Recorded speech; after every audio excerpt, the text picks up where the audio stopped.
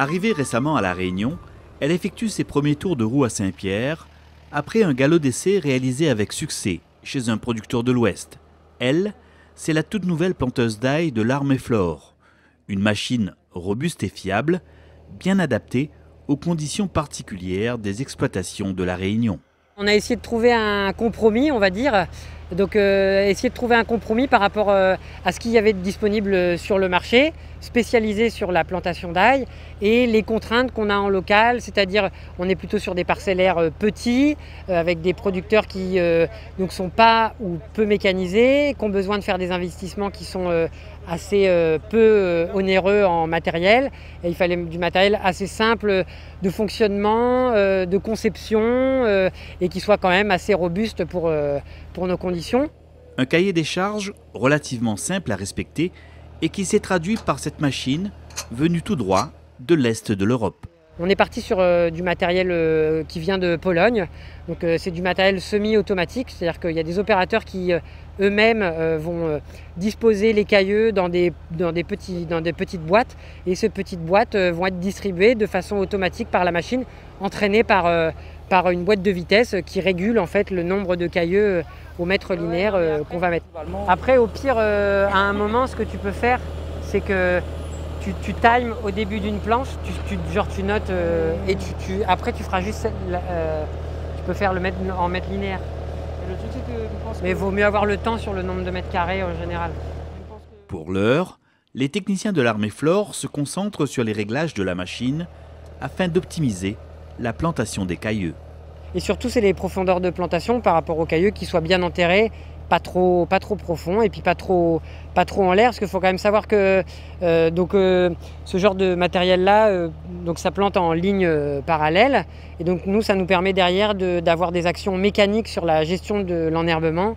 Là on passe du matériel comme des hersétries ou des bineuses, donc on a quand même besoin que l'ail soit bien ancré profondément, parce que derrière nous on va pas forcément gratter sur la ligne, mais on va gratter dans l'interligne, et donc il faut que l'ail soit le mieux positionné dans la terre. Là, vous avez fait les achats en variété là? On a échangé de l'eau en fait, c'est la même variété, c'est du Vaqua, mais il y a des différents calibres dedans, donc la densité de plantation n'est plus la même après. Et puis aussi c'est pour un repérage au niveau des éventuelles maladies dessus, comme j'ai alloté, je peux me repérer par rapport à la parcelle pour éviter la dispersion des maladies. Il fallait trouver un compromis, parce qu'aujourd'hui on a des producteurs qui ne sont pas forcément équipés non plus pour calibrer le matériel, et souvent on va dire que les matériels un petit peu plus modernes demandent à avoir du matériel calibré, donc c'est-à-dire que les cailleux soient tous de la même taille pour que la machine soit bien alimentée et qu'il y ait une régularité dans la plantation. Et donc là, on a trouvé un peu ce compromis, on espère, pour les producteurs, parce que c'est la première campagne qu'on met en route la machine, donc il va devoir y faire des adaptations. Voilà, on va la mettre à notre sauce rougaille, on va dire.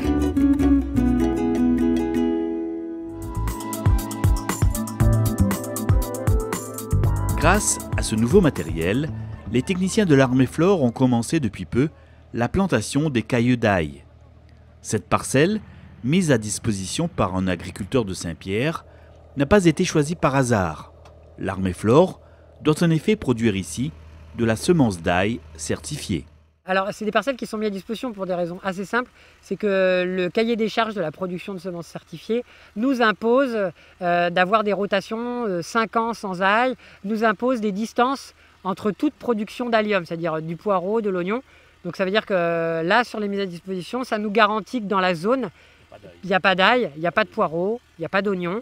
Et donc ça permet pour nous de garantir la qualité sanitaire de nos plants, donc que ça soit d'un point de vue virus, ou d'un point de vue sol par rapport à certaines maladies. Qualité des semences et meilleures conditions de travail, la planteuse d'ail devrait permettre également un gain de temps très appréciable pour les producteurs. Il faut à un moment, sur le compromis, se dire qu'il faut gagner du temps sur la plantation. Les producteurs sont confrontés aussi à énormément peu de main-d'œuvre.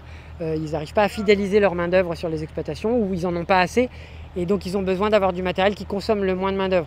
Donc là, elle en consomme un petit peu, c'est quand même 5 personnes. Une personne pour conduire et 4 personnes pour alimenter la machine. Mais globalement, on va noter les temps sur la parcelle et on pourra faire le ratio du besoin qu'il y aurait eu si on avait dû le faire à la main par rapport au temps. Et donc on sait sans trop s'avancer que le gain est important, et même pour la qualité, la pénibilité du travail. Là, les opérateurs, ils sont assis pour toute la journée et ils ne sont pas au sol à piétiner pour planter. Disons qu'on va plus vite pour la plantation de la parcelle. Moins fatigant, l'ergonomie manque un peu à désirer, on pourrait l'améliorer, mais bon, en tout cas ça va plus vite que de planter à la main. On est gagnant sur cette partie-là. C'est moins pénible pour les travailleurs, quoi. Pour les opérateurs, oui, c'est beaucoup moins pénible de réaliser ce travail, étant donné que une plantation normale, on aurait pour une surface d'1 hectare environ 15 jours, entre 7 et 10 bonhommes. Et là, on est à 4, on pense en 3 jours avoir une capacité de planter 1 hectare avec la machine. Vive le progrès, quoi. Ben, on va dire que oui, voilà. Maintenant, il faut voir aussi dans le suivi de la culture d'ailleurs comment ça se passe, parce que étant donné que c'est la première fois, on va voir comment ça se passe après pour pouvoir gérer tout ça. Il y a encore quelques petits réglages, quelques petites modifications à apporter à la machine, quoi. Voilà, il va falloir que la machine elle soit un peu améliorée. Dans ce sens, on travaille en étroite collaboration donc, avec la Chambre d'agriculture, avec Éric Maillot qui est le référent mécanisation pour la Chambre d'agriculture.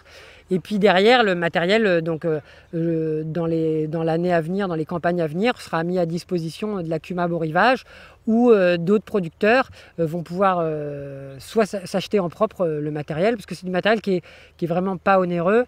Ça, c'est du matériel qu'on a fait venir donc de métropole, c'est du matériel polonais à la base, qui est exporté par une entreprise française. Et donc arrivé Réunion, on a touché le matériel à 3300 €. Donc avec les taxes, le transport, c'est du matériel qui 4 000 €, je pense. Je n'ai pas les détails, des droits de douane qu'on a dû à payer sur le matériel. Mais arrivé Pointe des Galets, 3 300 €.